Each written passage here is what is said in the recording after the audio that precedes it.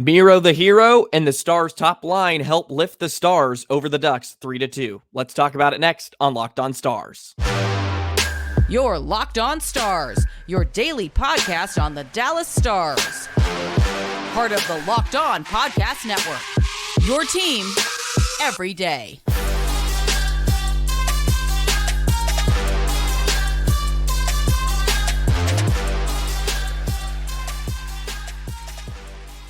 Howdy, Stars fans, and welcome back to another episode of Locked On Stars, part of the Locked On Podcast Network, your team every single day. It's a pleasure to be with you. I'm Joey Erickson, former producer of 105.3 The Fan and play-by-play voice of the Chippewa Steel. Go ahead and subscribe. Never miss an episode of Locked On Stars. Thank you for making us a part of your day and your first listen as well. Free and available wherever you get your podcast and on YouTube. And how about those Dallas Stars? A big win last night against a high-flying, young, and talented Ducks team for their first regulation win with a final score of 3-2 over those Ducks. And it wasn't the most pretty thing right off the bat, but they were able to get the job done. And it's all led by Miro Heiskanen, number 4, a big 3-point night, a couple of assists, and a GWG, baby. That's a game-winning goal for Miro. It wasn't the most illustrious goal we've seen from Miro in his career, but it got the job done. And maybe it had to be an ugly one to beat John Gibson, who was very, very good in between the pipes. Both netminders were actually very, very good. We've had a great run of goaltending here in the first 3 games. The Stars have played a ton of tightly contested games here already. 3 games into this thing, when we're waiting for the offense to kind of explode, and it had a bit of a coming out party. They cashed in twice on the power play. It finally showed some life, so that's good news. There's tons and tons of stuff to break down into this one, and we're going to start here, and I don't want to lean into this too much, but it has to be acknowledged how awful that first period was. It was just nothing was good about it. The Stars just came out of the gates really struggling, and DeBoer has put an emphasis. He at least said before this one multiple times, it's about execution. We need to be better in transition. And we were a bit slow in our first 2 games right off the hop. And you thought they were going to come out firing. It's a Ducks team that you can get after, of course, because they're just not quite there yet, right? I mean, Anaheim's in a full rebuild. Of course, they want to be competitive, and they have a lot of nice new shiny toys, and some of those guys are amazing. Troy Terry, McTavish, and Zegras, and all those guys are phenomenal, but it's a team that the Stars should be able to handle, and they came out, and it was just flat. It was a nothing burger, and fortunately, Otter was good, as he's just always been already in the first 3 games.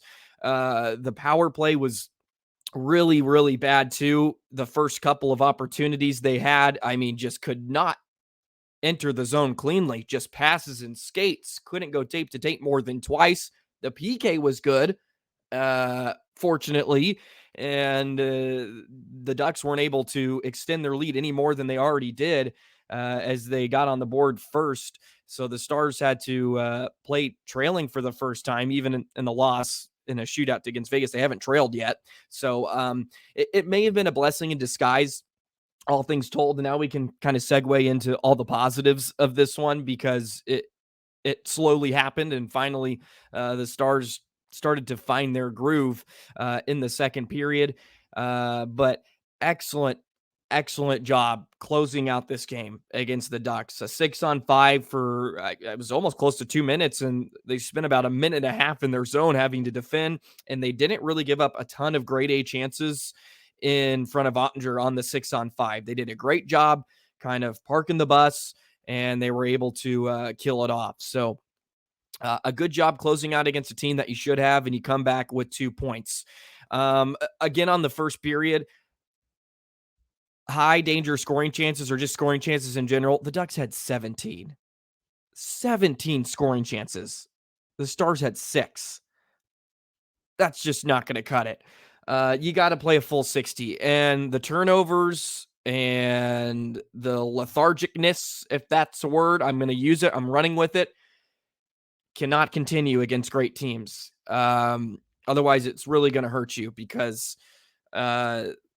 you're not gonna survive doing that. And look, I don't want to harp on this too much. There's a tons of positives in it, and they got the job done. But I think we have to acknowledge it was not pretty on all fronts. What was pretty, Roope Hintz, he's been the best forward since he came back against Vegas, just creating chances left and right.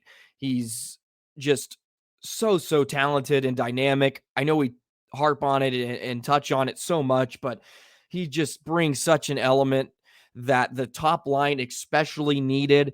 And he was in around Gibson all night, and a beautiful pass by Pavelski to set him up. And we've seen that patented just flying in. The puck was on edge, which helped him lift it over Gibson, and a beautiful goal to get the Stars rolling. And then the Stars go on the power play again. And of course, it's Joe Pavelski. What do you know? Right in front, Miro with an excellent shot / pass, put it right on the blade. And Gibson gets beat 5-hole, and the Stars were up 2-1. But Miro, when in doubt, I guess find your Finns and find your big boys. And Roope and Miro really carried. Miro, man, just excellent work tonight. 3 points, of course, a goal and a couple of assists. The Norris Trophy campaign starts now, and he was excellent. When he's just skating down the wing, he's so elegant. And he tried to cut in. And, of course, he was trying to pass it off to Sam Steele for the goal, but he got a fortunate kick off a Ducks defender, and it ends up into the back of the net. So exciting to see Miro kind of have another coming out party for the season, I guess you could say. At least we know he's already come out and showed that he's one of the best and elite defensemen in this game. But the big boys had to be good tonight. And for a Stars team that has struggled to really find connectiveness and some really fluidness throughout the lineup, it was big for the top line, right? And of course, when the top line's rolling, then you have your Benz and your Dodonov and Johnston lines that was still good. The Duchesne line was okay. They were really good in the third, mainly because of Matt Duchesne. He was very active. Marchment's just been a bit disappointing. I really like his game, but for someone that I think I'm pretty high on him other than other people, and it's just not really been there. And he took a couple penalties, and that's unfortunate. We'll see. Maybe you got to throw Delandry on that line to get something out of it. Of course, Delandry is out. DeBoer said before the game there's multiple guys with some bruises, banged up a bit, and there'll be multiple guys with game time decisions. Maybe Delandry is one of those, but also DeBoer wanted to get Sam Steele in against his former team, and he picks up an assist in it on the Miro goal. So did Tyler Seguin. It had a little bit of everything. I feel like the first two games did too. Some pretty and some not so pretty. Speaking of not so pretty, Ryan Suter's just lost a few times, not even a few, multiple times, just completely lost.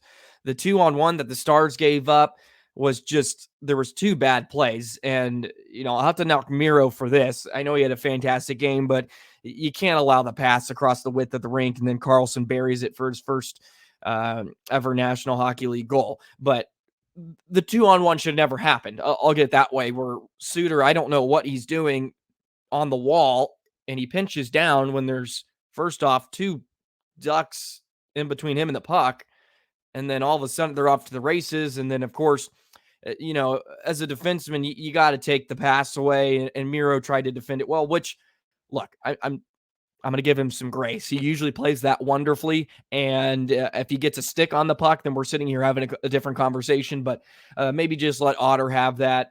And the pass goes across. And, of course, Anaheim ties it.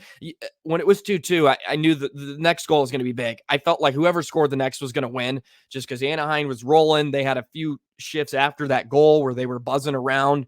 And it was like, okay, Stars kind of had to hold on. And then they settled the game down, which I think good veteran teams do, and they're very stable and they're not worried. And of course, Miro gets the go-ahead goal, and the Stars were able to shut it down from there. So a nice win, 2 points, a very big 2 points, 5 out of the possible 6 points in their first 3 games of the season. The execution is coming. It's not there fully yet, but the boys are looking good. No reason to panic on anything. I don't think anybody is. But the shows and the signs, I can't even speak, are there, and they're just kind of flashing right now, and we're waiting to be at full beam. Those Dallas Stars, but a good win, and they come home and they have a very winnable game against the old Philadelphia Flyers. Let's talk a bit more about these big boys too, because the biggest and brightest stars, no pun intended, were the best on Friday night, or on Thursday night, I should say. So let's talk about Miro's and company in just a moment. Today's episode of Locked On Stars is brought to you by Jace Medical. The Jace case is a personalized emergency medicine kit that contains 5 essential antibiotics that treat the most common and deadly bacterial infections. You can also customize your case and add additional life-saving medications based on your unique needs, which is what it's all about. You don't want to be caught in a panic looking for medication when you can get the Jace case. They offer customizability for your Jace case, dozens of add-on medications, and you can choose what fits you and your family's unique needs. They're continually working to expand their medication as well. In most recent efforts, they've actually added ivermectin as an option in the Jace case too. And what's also, you can get a gift card for your family or loved ones. If your loved ones are maybe a bit hesitant to go ahead and do it, and you've tried it and you love it, go ahead, buy yourself a gift card, give it to your loved ones so they can get a Jace case of their own. And you can go to jacemedical.com and enter code LOCKEDON at checkout for a $20 discount on your order. That's promo code LOCKEDON at jasemedical.com.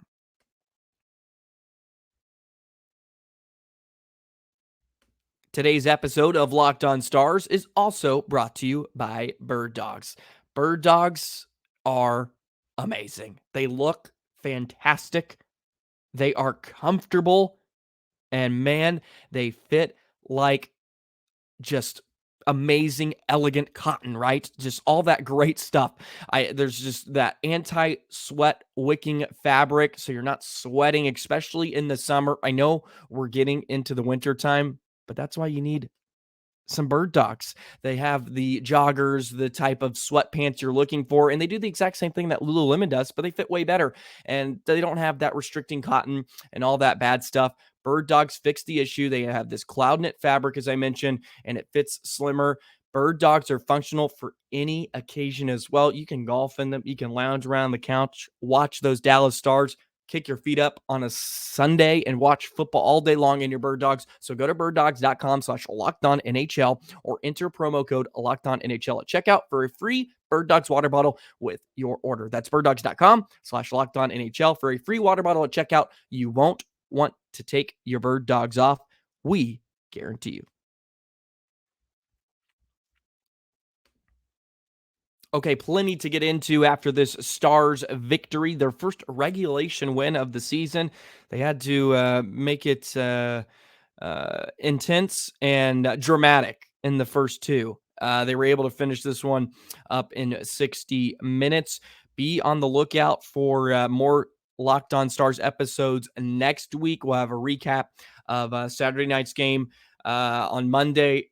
I may be able to do one on Sunday. I'll have to kind of get back to you. No promises. I have 2 games this weekend. One's on the road and one's at home, and there's some big games, and there are going to be some long nights. I'm probably going to have to watch the Flyers game like at midnight when I get home, because I'll be tied up covering the Chippewa Steel, the team I work for. I may not be able to watch it until Sunday because sometimes my nights are really, really late, unfortunately. So no promises on the weekend, but on Monday for sure, we'll be recapping it. And of course, we got, I believe, what is it, Pittsburgh on Tuesday. So the Pennsylvania teams coming through. So a very winnable game on Saturday, of course. And then I believe, right, you got the Penguins. Yeah, the Penguins on Tuesday too. So we'll get into all that good stuff next week. Okay, some more about these just wonderful top line big boys for the Stars.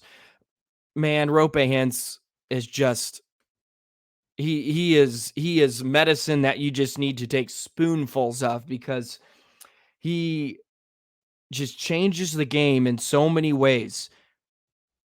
And defenses, I don't think, know how to account for him or take him out, because he's too fast and he's too skilled.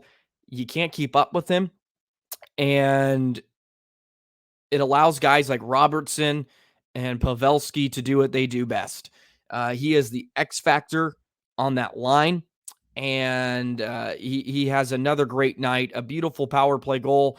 And the Stars needed their power play to wake up. And on their last two, it finally looked like the Stars power play from a year ago. They try to score off the rush, which I always love from special teams. You get some of your best looks off the rush all the time, and you see sometimes you elect not to shoot, and then you play it out and you try to spread it out, but not with Dallas and Roope's speed, and he just wafts right in and he's unaccounted for. And a beautiful goal. And then, I mentioned it after the Vegas game, the power play needed to be more simple, and it starts with Miro on the top power play unit. I know you want to work the flanks and you want to get Robertson involved, of course, but teams are going to be taking that away. At some point, you got to pick your poison. And I think many teams are just going to say, no, 21, you're not going to be able to get clean looks constantly, especially the last time Miro or Robertson tagged up Anaheim for a 3-0 or for 3 goals. So it was great to just see Miro with the Ducks penalty kill kind of collapse. They were really condensed, and Miro's like, okay, you're going to give me this ice. I'm going to take it, and I'm going to whip this right off Pavelski, because Pavelski's the best in front of the net. There's no way you can compete with my guy. It's kind of like a quarterback throwing up to your receiver and saying, here, my guy's better. And Pavelski with a beautiful tip, and he's off to a great start. Goals in back-to-back games. He's so fun to watch, man. I don't know what he's doing, what his regimen is. We should all be on the Joe Pavelski diet, because if you want to be effective into your early 40s, he's not 40 yet. Okay, we'll put some respect on his name. But if you want to be effective into your late 30s, you need to do what Joe Pavelski's doing. Robertson, though, with a couple of assists, he got leveled when he came into the zone the one time, and I'm sure there was a large audible gasp from many Stars fans, because he did not return to the bench. He went down the tunnel right away. Fortunately, he was okay and came back out, but he got stood up.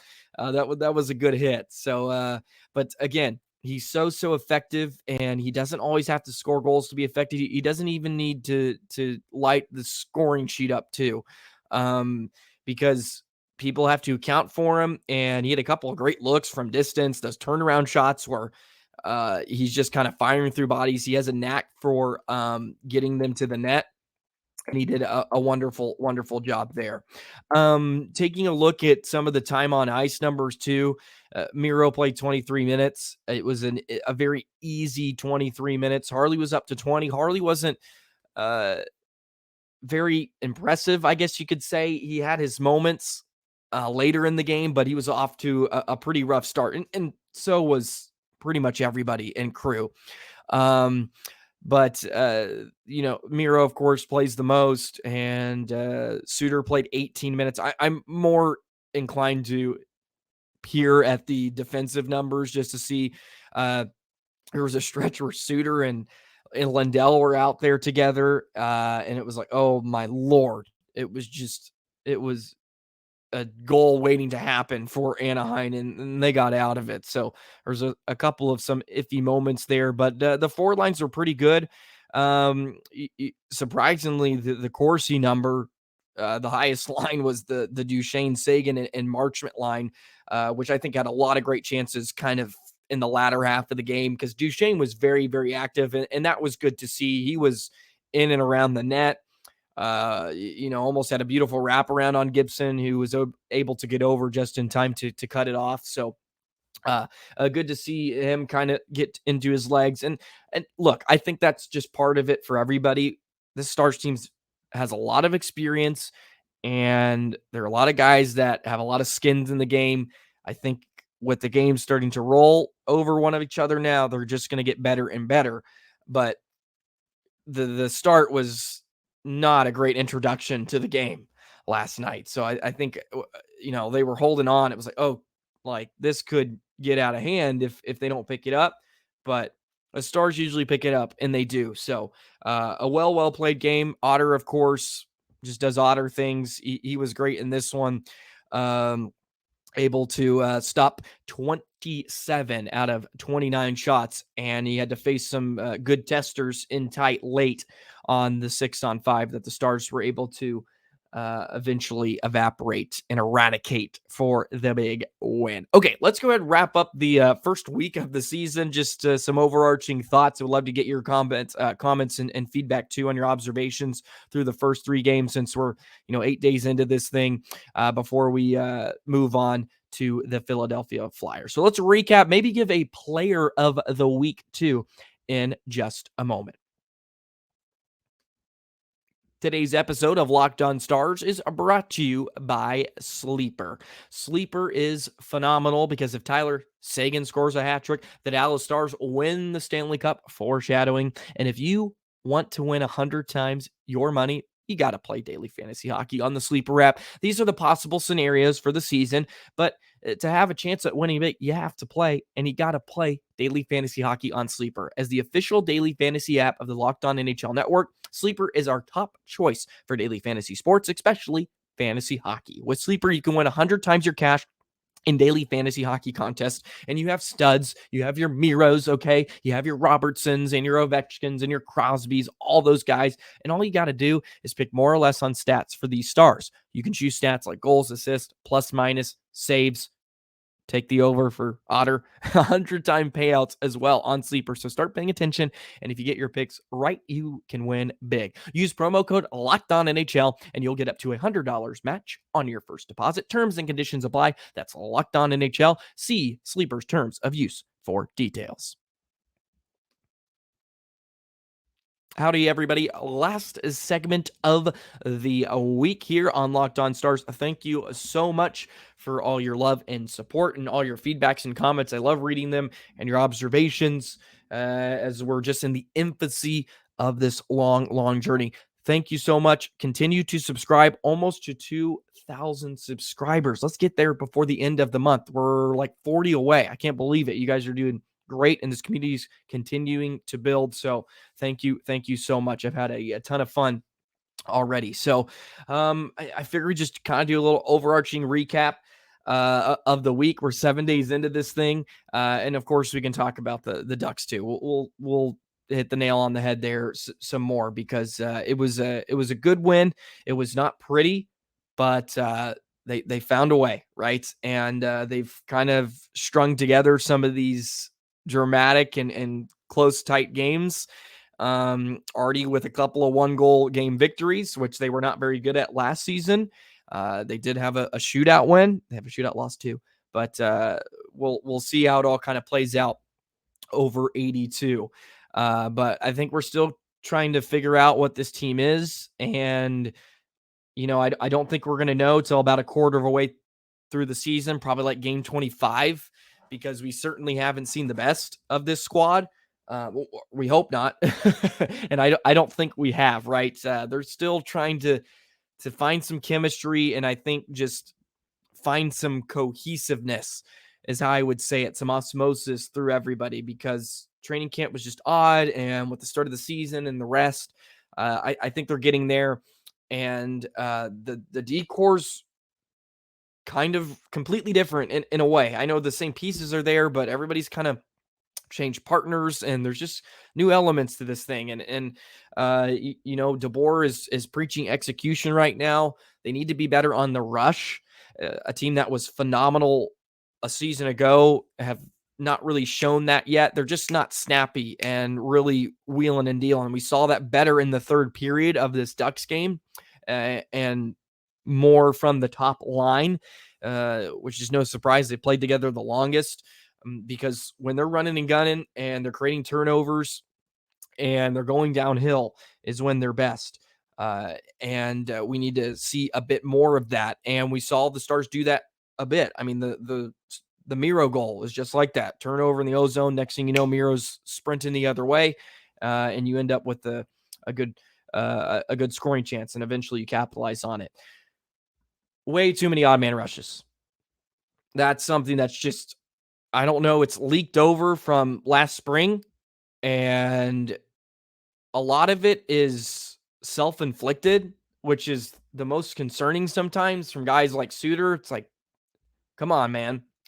At some point you got to know, right? And look, I'm not going to here to beat the dead horse on him, but at some point he needs to be a bit more aware of where he's putting himself in position and where he's putting his partner in a bad spot too, like he did against Miro. And of course, they end up capitalizing because there's just been so many odd man rushes, 2-on-1s, 3-on-1s. And fortunately, last night was the only time they really got beat. In the first two games, missed the net, or Otter comes out with a spectacular save, which he's going to do most times. So I understand they probably have this mindset where, look, we can be a bit more aggressive because we do have 29 in the pipes that can bail us out. But, over a long period of time, that's not going to bode well for you.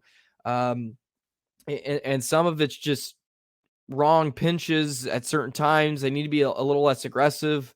And some of it's not all on the defense too. I get it. Some of it's turnovers from forwards up the ice.